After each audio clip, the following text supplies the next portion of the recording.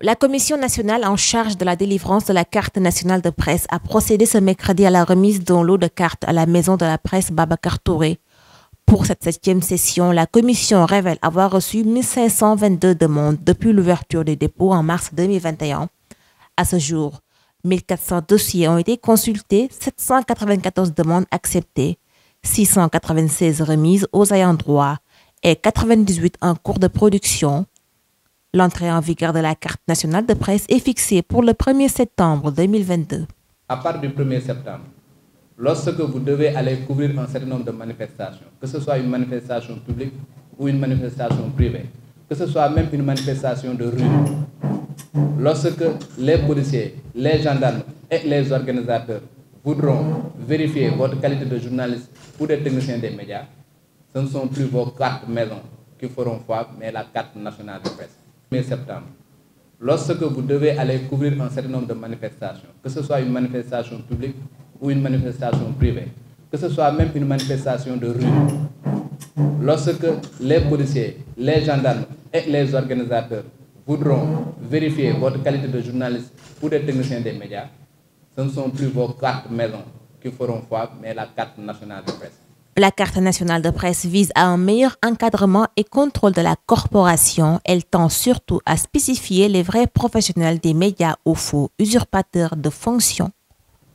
Pour le journaliste, il faut sortir d'une école de formation en journalisme reconnue par l'État. Et ça, je précise bien, une école de formation en journalisme reconnue par l'État. Si vous n'êtes pas sorti d'école de formation, vous devez avoir la licence dans n'importe quelle discipline et après avoir capitalisé 2 ans d'expérience dans la collecte, le traitement et la diffusion d'informations. Si vous n'êtes pas dans ces 2 catégories, ça veut dire que vous n'êtes pas sorti d'école de formation, vous n'avez pas la licence, vous devez capitaliser 10 ans d'expérience dans la collecte, le traitement et la diffusion d'informations. Pour ce qui concerne les techniciens, il faut que le métier qui est effectué par les techniciens soit prévu par la convention collective des journalistes et techniciens des médias.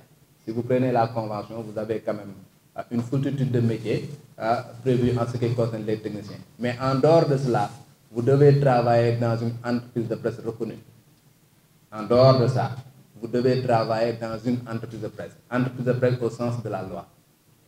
On fait la différence entre un organe de presse et une entreprise de presse. Rappelez que la Commission inscrit tout son travail suivant les dispositions du Code de la presse. Le CORED révèle avoir délivré depuis le lancement du processus 1888 quitus.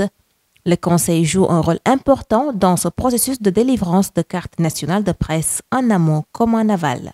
Aujourd'hui, vous êtes là pour recevoir votre carte nationale de presse.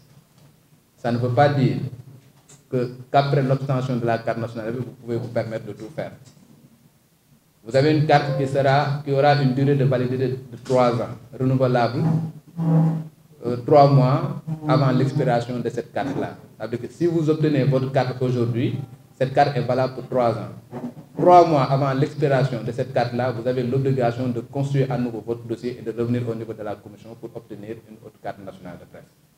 Maintenant, durant les 3 ans, si vous faites un manquement à vos obligations éthiques et déontologiques, le CORED s'autosaisit via son tribunal des pairs, vous condamne et à une suspension provisoire de 3 mois, de 6 mois ou définitivement. Nous, Commission de la carte nationale de presse, nous avons l'obligation de retirer cette carte nationale de presse si le CORED le demande.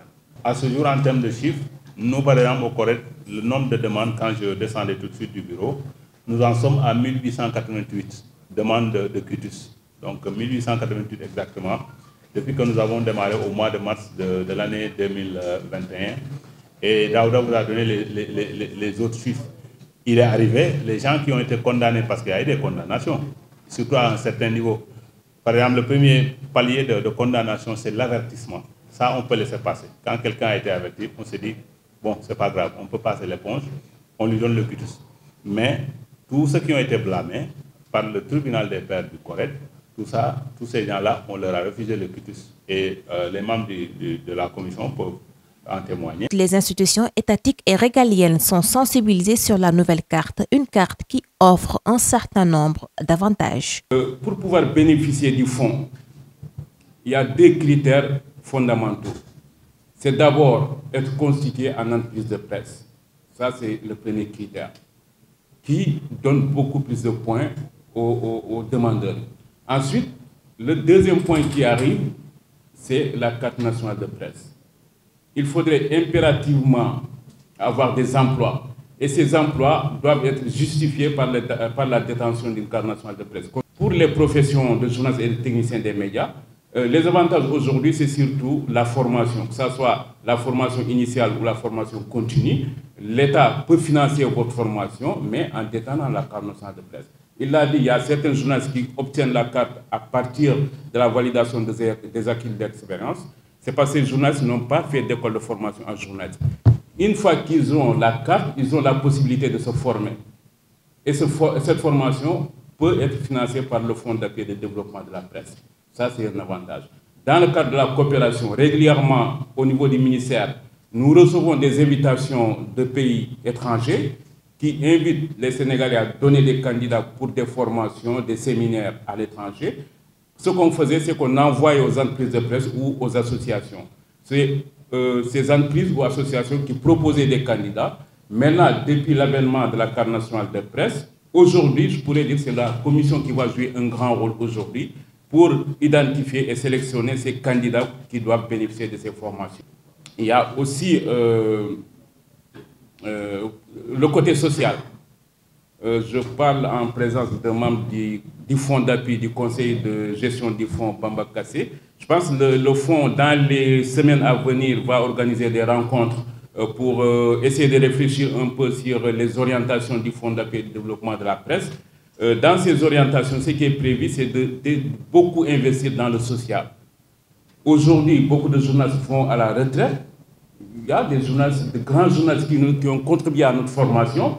Aujourd'hui, ils sont à la retraite et dans une précarité extraordinaire. L'exercice du métier de journaliste ou de technicien des médias et de la communication sera réservé aux professionnels détenteurs de la carte nationale de presse au Sénégal à partir du 1er septembre prochain. Ainsi, à compter de cette date, tout journaliste et technicien non détenteur de la carte nationale de presse sera puni par les dispositions prévues par la loi.